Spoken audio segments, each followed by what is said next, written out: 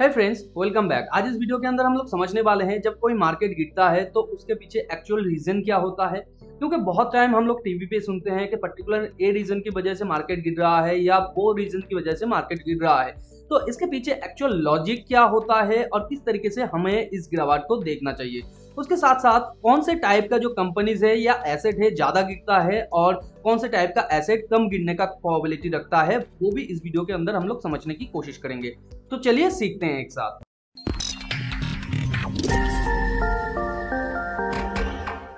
तो जैसे कि आप स्क्रीन पे देख पा रहे हैं, निफ्टी आज ही के दिन 0.02% के आसपास गिरा है। मगर यहाँ पे इंडिविजुअल स्टॉक्स कोई 6% के ऊपर, कोई 7% के ऊपर या कोई मोर देन 12% के ऊपर भी गिरा है और कोई 1% के नीचे या 1% के आसपास भी गिरा है। तो ऐसा भेदभाव क्यों होता है और कौन से टाइप के कंपनी का गिरने का प्रोबेबिलिटी ज्यादा होता है, इसके अंदर भी हम लोग बात करेंगे या बढ़ने का प्रोबेबिलिटी ज्यादा होता है। तो निफ्टी 50 का यहाँ पे गिरावट यहाँ पे आप देख सकते हैं बहुत ज्यादा नहीं है, मगर नेक्स्ट निफ्टी 50 का गिरावट यहाँ पे मोर देन 2% है। बैंक निफ्टी का यहाँ पे गिरावट ज्यादा नहीं है, मगर निफ्टी स्मॉल कैप का गिरावट उससे भी ज्यादा है। मगर यहाँ पे निफ्टी मिड कैप का गिरावट निफ्टी स्मॉल कैप से कम है। तो ये क्यों होता है? तो ये सारा चीज हम लोग स्टेप बाय स्टेप समझने की कोशिश करेंगे। सबसे पहले हम लोग समझते हैं निफ्टी क्यों आज गिर रहा था। तो यहाँ पे देखिए, जब भी कोई मार्केट गिरता है या कोई इंडिविजुअल स्टॉक गिरता है तो उसके पीछे फंडामेंटल रीजन तो होता ही है, मगर इससे भी ज्यादा टेक्निकल रीजन भी होता है। तो यहाँ पे आज के दिन अगर हम लोग देखें, इससे पहले भी मैंने आप लोगों को कहा था निफ्टी का जो लॉन्ग टर्म का यहाँ पे बुल ट्रेंड चल रहा था, उसका फर्स्ट जो ट्रेंड लाइन है उसने यहाँ पे ब्रेक किया है। तो ये ट्रेंड लाइन इसने क्यों ब्रेक किया था, तो उसके पीछे एक छोटा सा लॉजिक है, मैं आपको समझाता हूँ। जनरली एक ट्रेंड जब मूव करता है तो आफ्टर 3 स्पाइक वो थोड़ा सा पुल बैक करने की कोशिश करता है। तो यहाँ पे 1 स्पाइक, 2 स्पाइक और यहाँ पे 3 स्पाइक, और 3 स्पाइक जनरली थोड़ा बड़ा होता है। तो आप यहाँ पे देख सकते हैं इसका मूव थोड़ा बड़ा है। तो यहाँ पे आप देख सकते हैं इस मूव के बाद इसने यहाँ पे ब्रेक किया। तो नीचे जब ब्रेक कर रहा था तब यहाँ पे भी एक ट्रेंड चालू था या एक ट्रेंड चैनल के अंदर ये मूव कर रहा था। तो यहाँ पे क्या 3 स्पाइक हुआ था? बिल्कुल, यहाँ पे भी हुआ था 1 स्पाइक, 2 स्पाइक और यहाँ पे 3 स्पाइक। उसके साथ साथ यहाँ पे डबल बॉटम भी हुआ था, फिर ये ऊपर जाने की कोशिश किया था। तो आज ही के दिन अगर आप देखें, यहाँ पे निफ्टी गिर रहा है, ओपन हुआ था करीबन ऊपर और उसके बाद लगातार नीचे गिर रहा है। तो ये क्यों होता है? देखिए, जनरली जब कोई भी स्टॉक एक जगह से ब्रेकआउट करता है, जैसे कि पिछले टाइम इसने यहाँ से ब्रेकआउट करने की कोशिश किया था और उसके बाद थोड़ा सा पुल बैक किया। यहाँ पे भी इसने ब्रेकआउट करने की कोशिश किया था, फिर इसने पुल बैक किया। यहाँ पे हर एक पॉइंट पे जब ये ब्रेकआउट करने की कोशिश करता है तब ये थोड़ा सा पुल बैक करता है। तो यहाँ पे देखिए, पिछले दिन यहाँ पे निफ्टी ने ब्रेकआउट करने की कोशिश किया था, तो सिंपली आज के दिन वो थोड़ा सा पुल बैक तो करेगा, क्योंकि जो जो ट्रेडर यहाँ पे नीचे पोजीशन लेके रखे हुए थे वो यहाँ पे थोड़ा सा प्रॉफिट बुकिंग तो करेगा, क्योंकि बहुत सारा लोग ये टॉप के आसपास यहाँ पे टेक प्रॉफिट का टारगेट रखते हैं। जनरली मैं भी जब कॉल देता हूं तब भी हर एक स्टॉक के अंदर मैं आपको टारगेट देता हूं, तो वो कोई ना कोई स्विंग पॉइंट के थोड़ा नीचे होता है। तो यहाँ पे ये एक स्विंग पॉइंट है, यानी पिछले टाइम का हाई है। तो यहाँ पे इसे ब्रेकआउट करने के बाद निफ्टी ने यहाँ आज के दिन नया ऑल टाइम हाई बनाया था। तो यहाँ से सिंपली ये एक पुल बैक है। तो अभी आप कहेंगे इसके पीछे जरूर कोई फंडामेंटल रीजन होता है। देखिए, बहुत सारे टीवी चैनल बहुत सारा बात करेंगे, बहुत सारे ट्रेडर बहुत सारा बात करेंगे, मगर एक टेक्निकल को देख के आपको बहुत कुछ समझ जाना चाहिए, क्योंकि आप एक ट्रेडर हैं या लॉन्ग टर्म इन्वेस्टर है, तो आपको टेक्निकल चार्ट रीड करना भी आना चाहिए। आप यहाँ पे बोलेंगे कि कोरोना के टाइम पे तो मार्केट गिर रहा था, तो उसके अंदर क्या फंडामेंटल रीजन नहीं था? फंडामेंटल रीजन तो जरूर था, मगर उससे भी पहले अगर आप थोड़ा चार्ट को देखेंगे तो आप यहाँ पे देख सकते हैं 2008 में जब ये मार्केट गिर रहा था, यहाँ पे भी 1 स्पाइक, 2 स्पाइक, 3 स्पाइक के बाद ये मार्केट गिरना कंप्लीट हो गया था। यहाँ पे आप देख सकते हैं 2008 में जब फाइनेंशियल क्राइसिस आया था तब ये मार्केट गिर रहा था। उसके बाद लगातार ये ऊपर जाने की कोशिश किया है, मगर ज्यादा अच्छे तरीके से मूव नहीं लिया है इसने। साइडवे के दौरान ये अच्छे तरीके से एक चैनल के दौरान इसने मूव किया है लॉन्ग टर्म में, मगर यहाँ पे भी इसने 3 स्पाइक का फॉर्मेशन किया है, 1 स्पाइक, 2 स्पाइक, 3 स्पाइक। और ये 3 स्पाइक के लास्ट 3 स्पाइक में यहाँ पे आप स्पाइक इन चैनल का फॉर्मेशन भी देख सकते हैं या आप एक चैनल का फॉर्मेशन भी देख सकते हैं, जहाँ पे 1 स्पाइक, 2 स्पाइक, 3 स्पाइक के बाद यहाँ पे डबल बॉटम क्रिएट किया है इसने। या इसे अगर हम लोग एक स्पाइक पकड़ लेते हैं तो 1 स्पाइक, 2 स्पाइक, 3 स्पाइक के बाद जनरली इसे नीचे की तरफ अपने ट्रेंड लाइन को ब्रेक करना चाहिए था, या इसे थोड़ा सा पुल बैक करना चाहिए था, तो इसने वही किया है। तो उसके बाद भी ये देख सकते हैं लगातार ऊपर जाने की कोशिश किया है और यहाँ पे 1 स्पाइक, 2 स्पाइक, 3 स्पाइक के ऊपर यहाँ पे इसने फिर से पुल बैक किया है। हाल ही के जो पिछला चार्ट मैं दिखा रहा था, ये था आपका वन डे का चार्ट। वन डे के चार्ट में जिस तरीके से चार्ट पैटर्न काम करता है, तो यहाँ पे आप देख सकते हैं ये मंथ ऑन मंथ का चार्ट है, तो इसके अंदर भी ये सेम तरीके से काम कर रहा है। देखिए चार्ट पैटर्न कोई भी टाइम फ्रेम का हो, मगर जो ह्यूमन साइकोलॉजी है वो एक ही तरीके का काम करता है। और मार्केट में जो ऑटो ट्रेडिंग कंपनीज भी काम करते हैं, जो कंप्यूटर के बेसिस पे या मैथमेटिक्स के बेसिस पे ट्रेड लेते हैं या इन्वेस्ट करते हैं, वो भी सेम लॉजिक ही यूज करते हैं। तो इसलिए जो पैटर्न यहाँ पे 1 मिनट के ऊपर काम कर रहा है, वो हर एक टाइम फ्रेम के ऊपर भी काम करेगा। तो आपको ये जरूर समझ में आ गया होगा, जनरली हर एक जब टेक्निकल ब्रेक होता है तो उसके पीछे कोई ना कोई फंडामेंटल रीजन हम लोग घुसा देते हैं या मार्केट घुसा देता है। क्योंकि जब आप देखेंगे मार्केट जब गिर रहा होगा, तब हर एक नेगेटिव न्यूज को चलाया जाता है टीवी में कि इस पर्टिकुलर वजह से मार्केट गिरेगा या गिर रहा है। और जब अच्छा टाइम आता है तो हर एक जो पॉजिटिव न्यूज है वो चलाया जाता है।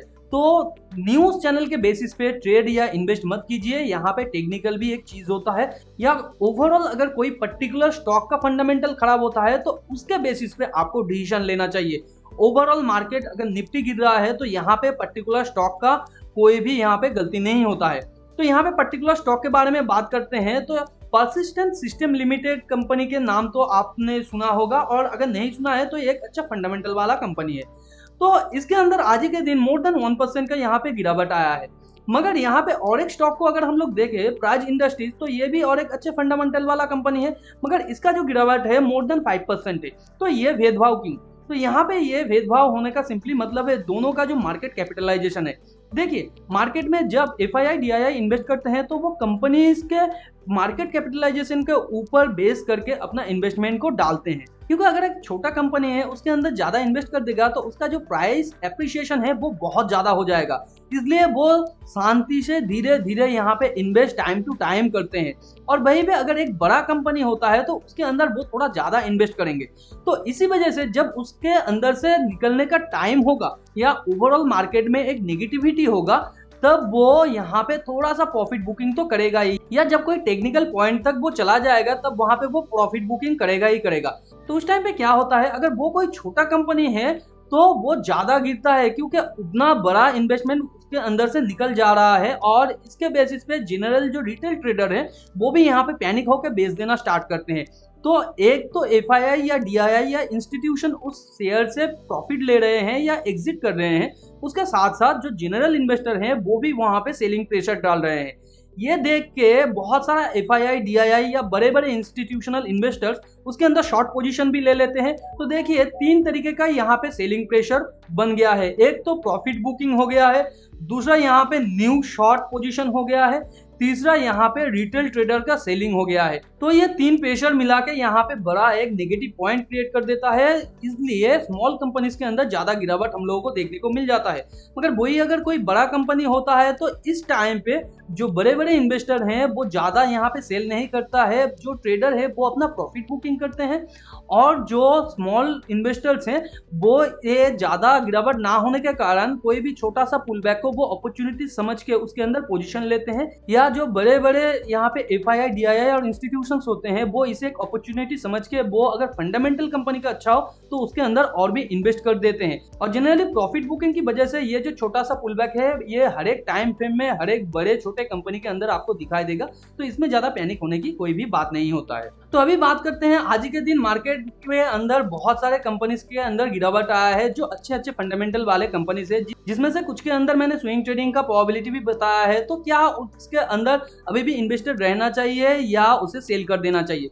देखिए मार्केट में अचानक सेलिंग तो आता है, मगर उसके बाद मार्केट बैक भी करता है, जो हम लोगों ने कोरोना के टाइम पे भी सीखा। देखिए यहाँ पे छोटा सा इसने पुल बैक किया है लॉन्ग टर्म टाइम फ्रेम में, फिर ये बैक किया है। तो अगर कोई मार्केट के सेंटिमेंट की वजह से कोई गिरावट आता है अचानक, तो वो पुल बैक भी बहुत ही जल्दी करता है या रिवर्सल भी बहुत ही जल्दी करता है। तो यहाँ पे अगर आपने अच्छे फंडामेंटल वाले कंपनीज के अंदर इन्वेस्ट करके रखे हैं तो यहाँ पे एग्जिट करने की कोई भी जरूरत नहीं है, क्योंकि आने वाले टाइम पे वो रिवाइव बैक करेगा। और यहाँ पे अगर आपने स्विंग ट्रेडिंग का पोजीशन लेके रखा है तो आपने एडिक्वेट यहाँ पे स्टॉप लॉस भी लेके रखा है, तो जब तक स्टॉप लॉस हिट नहीं होता या ओवरऑल मार्केट का कंडीशन बहुत ज्यादा खराब नहीं होता या अच्छे तरीके से एक रिवर्सल पैटर्न क्रिएट नहीं होता, तब तक आपको अपना पोजीशन होल्ड करके रखना है।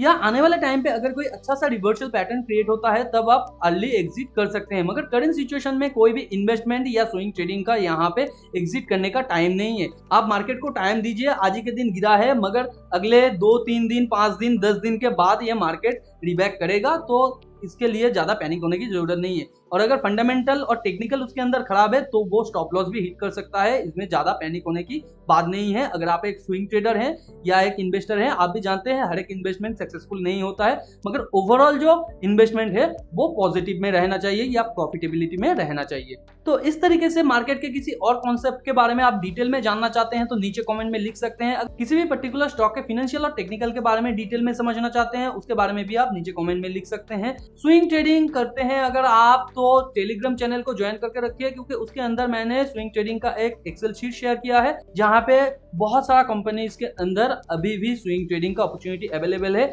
जहां पे मैंने टेक प्रॉफिट, एंट्री और एग्जिट कहां पे लेना है डिटेल में समझाया है। तो अगर आप उस एक्सेल शीट को एक्सेस करना चाहते हैं तो नीचे डिस्क्रिप्शन पे लिंक दिया हुआ है टेलीग्राम चैनल का, आप जाके ज्वाइन करके वो एक्सेल शीट एक्सेस कर सकते हैं। वीडियो नॉलेजेबल लगे तो वीडियो को लाइक एंड शेयर कीजिए अपने उन फ्रेंड्स एंड फैमिली के साथ जो फाइनेंस और स्टॉक मार्केट में इंटरेस्ट रखते हैं। चैनल पे नया है तो चैनल को सब्सक्राइब करके बाजू में जो बेल आइकन है उसे भी हिट कर दीजिए ताकि नए वीडियो का नोटिफिकेशन आप लोगों को तुरंत मिल सके। मिलते हैं अगले वीडियो पर, तब तक के लिए अपना बहुत ज्यादा ध्यान रखिए। Thanks for watching and happy investing.